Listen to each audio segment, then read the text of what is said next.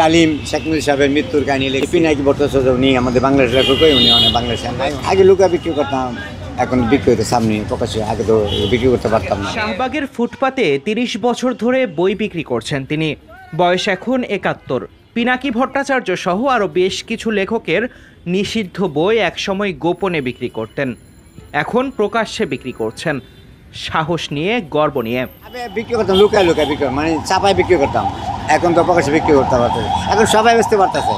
আর এই বইগুলা অনেক বিক্রি হয়েছে। এই কয়েন যাওয়ায় এই যে আমার সাথে একটা ভিডিও আছে, এর একটা দুইটা ভিডিও গেছে, এরপর অনেক বেচা হইতেছে।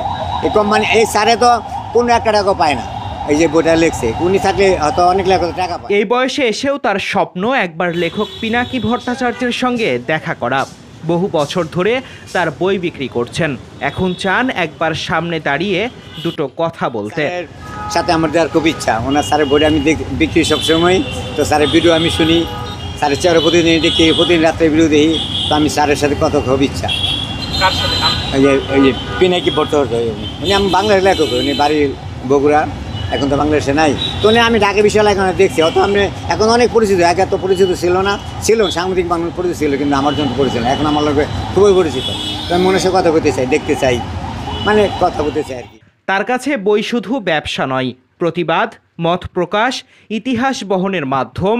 এতদিন ধরে নীরবে নিঃশব্দে পাঠকের হাতে তুলে দিয়েছেন এসব বই।